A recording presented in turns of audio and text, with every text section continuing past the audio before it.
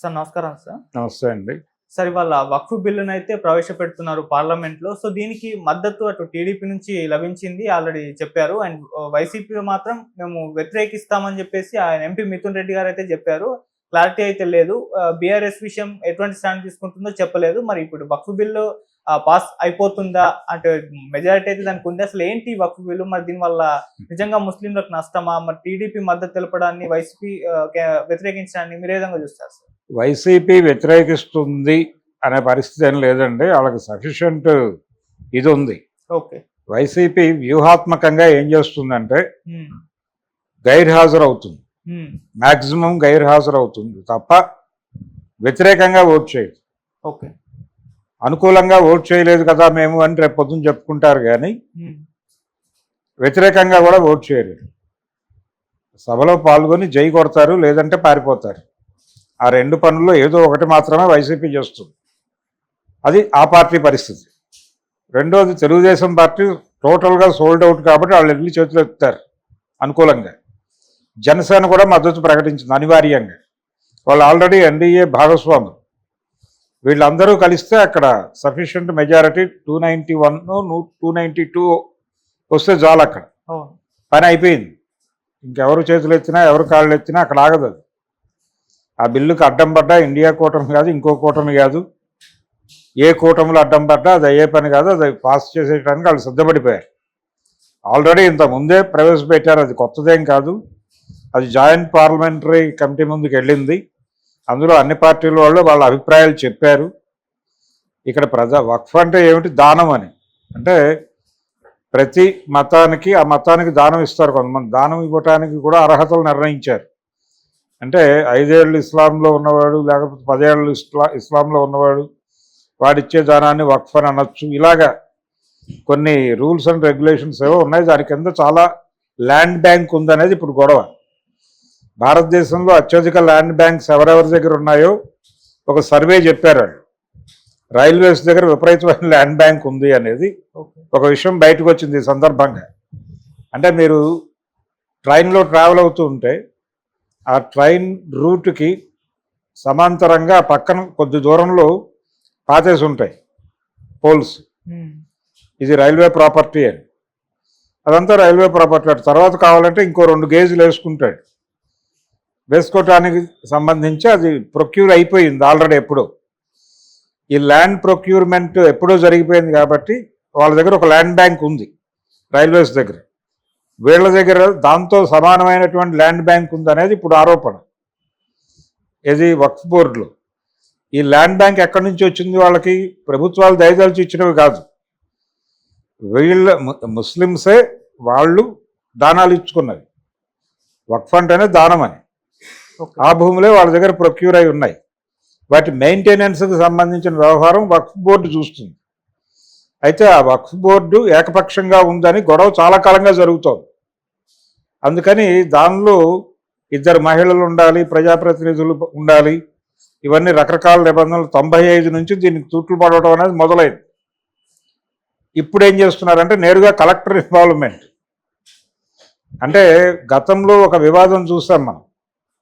NT Ramarao గారు ఆయన చల్లాకొండాయ commission తీసుకొచ్చి, ఎండోమెంట్ యాక్ట్ తీసుకొచ్చి, ఆ రోజుల్లో హిందూ దేవాలయాలకు చెందినటువంటి ఆస్తుల్ని సమాజ శ్రేయస్సు గురించి వినియోగించడం తప్పేం కాదు అన్నాడు ఆయన. అని వాటికి వచ్చే ఆదాయాల్లో కొంత ఇటు కూడా ఖర్చు పెడతామని చెప్పాడు. ఆ మేరకు కొన్ని ప్రాంతాల్లో కార్యక్రమాలు మొదలుపెట్టేశారు. దాని మీద హిందూ సమాజం తీవ్ర స్థాయిలో విరుచుకుపడింది. ఇప్పుడు దేవాదాయ శాఖ కిందకి గుడులు రాకుండా ఉండటానికి వాళ్ళు అసలు మాకు ఆదాయమే అక్కర్లేదని చెప్పి హుండీలు బయట పారేశారు. ఏది? రామారావు గారి ఎండోమెంట్ యాక్ట్కి వ్యతిరేకంగా. అప్పుడు కూడా ఇదే గొడవ. అంచేత ఇప్పుడు వీళ్ళది కూడా ప్రభుత్వం కంట్రోల్లోకి తీసుకోవాలని ప్రయత్నం. వీళ్ళ దగ్గర విపరీతమైన ల్యాండ్ బ్యాంక్ ఉంది. ఈ ల్యాండ్ బ్యాంకు వాళ్ళు రకరకాలుగా వినియోగిస్తున్నారు. వాళ్ళకి ఆదాయం వచ్చేస్తుంది. అది పర్సనల్ ఆదాయంగా మారుతోంది. చాలా చోట్ల వక్ఫ్ ఆక్రమణలు జరుగుతున్నాయి. వక్ఫ్ భూముల ఆక్రమణలు చాలా చోట్ల చూస్తాం మనం. ఉదాహరణకి ల్యాంకో ఉంది ఇక్కడ, ల్యాంకో హిల్స్. అది కూడా వక్ఫ్ ప్రాపర్టీనే. దానిలోకి జొరబడి కట్టారు అనేది ఆ రోజుల్లో పెద్ద గొడవ. సరే ఫైనల్గా దానికి ఏదో చెల్లింపులు చేసి పరిహారాలు చేసుకుని అదేదో బయటపడ్డారు. కోర్టులో కేసు నడిచింది చాలా కాలం. ఇలా వక్ఫ్ బోర్డు అన్యాక్రాంతం అయిపోయినటువంటి భూములు ఉన్నాయి, వాళ్ళ గొడవలు వాళ్ళు పడుతున్నారు. కానీ ఇప్పుడు ప్రభుత్వం ఏం చేస్తుందంటే త్రూ కలెక్టర్ దాన్ని ఆపరేట్ చేసే ప్రయత్నం చేస్తుంది. దాన్ని వినియోగించవచ్చు. ఇప్పుడు ఎలాగైతే హెచ్సియులో 400 ఎకరాలు మేము వినియోగించి అది ఐటీ వాళ్ళకి దారాదత్తం చేస్తామని మాట్లాడుతున్నారు. రేపు పొద్దున వక్ఫ్ బోర్డుకు సంబంధించిన ప్రాపర్టీస్లో కొంత భూమిని ఏదో ఒక కార్పొరేట్ కంపెనీకి ఇచ్చేయచ్చు కలెక్టర్ గారు. ఇది అభివృద్ధి కోసం చేస్తున్నాం, దేశాభివృద్ధిలో మీరు భాగస్వాములు అవునా కాదా అని అడుగుతారు. అనివార్యంగా వాళ్ళు మేము భాగస్వాములమేనండి అని అలంక తప్పని పరిస్థితి.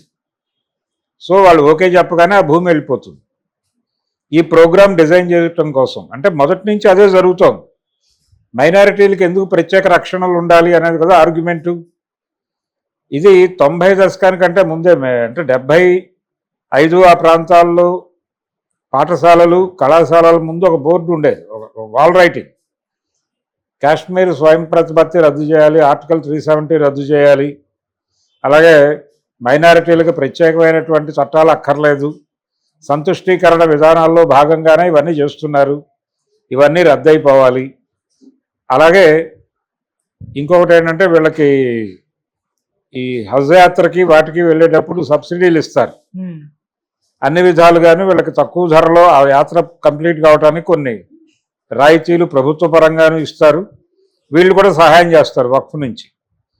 ఇవన్నీ వాళ్ళకి విపరీతమైన ఇవి జరుగుతున్నాయి. ఈ దేశంలో ఉన్నటువంటి హిందువులు తిరుపతి వెళ్ళటానికి డబ్బులు లేకపోతే వాళ్ళ దగ్గర టికెట్ లేకుండా మీరు తీసుకెళ్తున్నారా? లేదు కదా. టికెట్ డబ్బులు తీసుకునే బస్సులు ఎక్కించుకుంటున్నారు కదా మీరు. మరి మాకు లేనటువంటి ప్రాధాన్యత వాళ్ళకేమిటి, వాళ్ళకి ఎందుకు రాయితీలు ఇస్తున్నారు అని పెద్ద గొడవ. ఇది చాలా పెద్ద ఇది జరుగుతోంది చర్చ. చాలా మందిలోకి ఇంజెక్ట్ చేశారు దీన్ని. స్కూల్ పిల్లలు కూడా మాట్లాడుతున్నారు దీన్ని.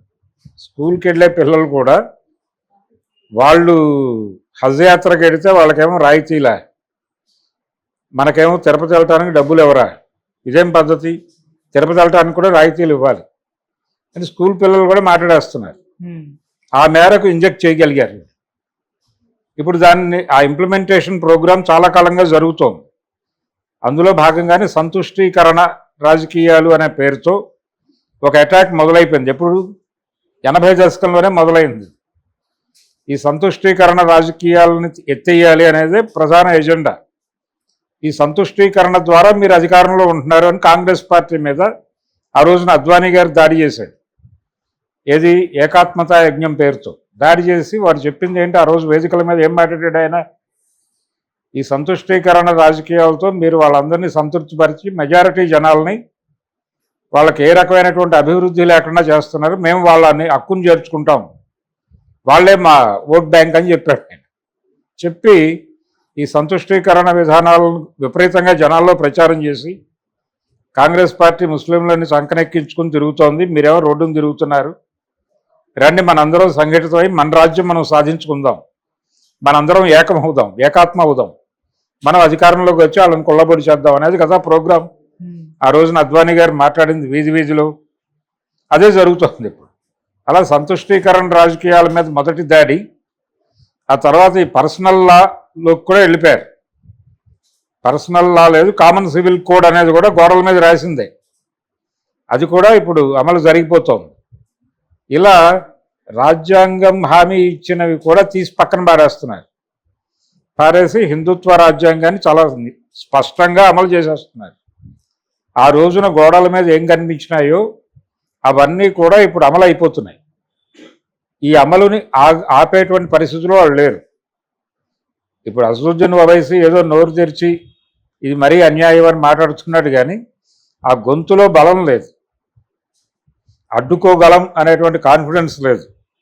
గత 15 రోజులుగా భారతదేశంలో ప్రతి ఊళ్ళోనూ ప్రతి సెంటర్లోనూ మౌనంగా ముస్లింలు ప్రదర్శనలు చేస్తున్నారు.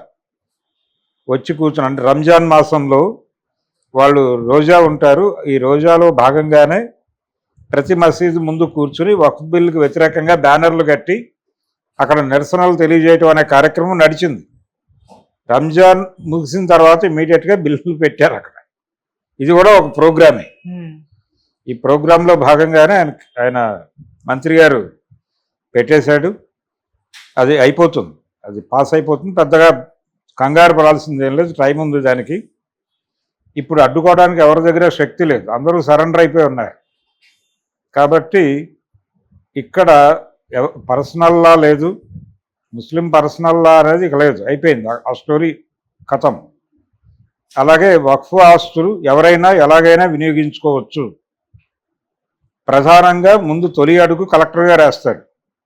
వేసి ప్రజాభివృద్ధి కోసం, ప్రజలకు ఉపాధి కల్పించడం కోసం ఒక 15,000 ఉద్యోగాలు ఇవ్వడానికి అమెరికా నుంచో లేకపోతే దక్షిణాఫ్రికా నుంచో ఒక కంపెనీ వచ్చింది.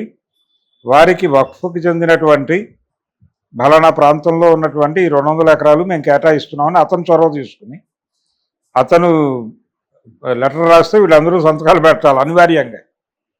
రాస్తే ఆ కంపెనీకి వెళ్ళిపోద్ది. ఈ డీల్ చేసినందుకు వాళ్ళకేం వస్తుంది అనేది వీళ్ళకి చెప్పరు. అక్కడెక్కడైనా వీళ్ళని భాగస్వాములు చేస్తే చెయ్యొచ్చు. ఆ వచ్చిన డబ్బులు ఇప్పుడు అదే కదా గొడవ, ప్రతి చోట వీళ్ళు కేటాయింపులు జరుపుతారు. ఈ కేటాయింపులు జరిపినందుకు గాను మాకిది మీకు అది అన్న పద్ధతిలో ఈ క్విట్ ప్రోకో కింద వీళ్ళకేవో వీళ్ళ కంపెనీలో షేర్లు కొంటారు. అదే కదా జగన్మోహన్ రెడ్డి మీద ఉన్న కేసులు అవే కదా. రాజశేఖర రెడ్డి గారి పాలనలో ఉండగా వారు జరిపినటువంటి రకరకాల కేటాయింపులకు గాను ఆ లబ్ధి అంతా వచ్చి ఈయన అకౌంట్లో పడింది. అది కేసులు, ఈయన మీద ఉన్నటువంటి కేసులన్నీ అవే, రాజశేఖర రెడ్డి గారి పాలన నాటి కేసులే.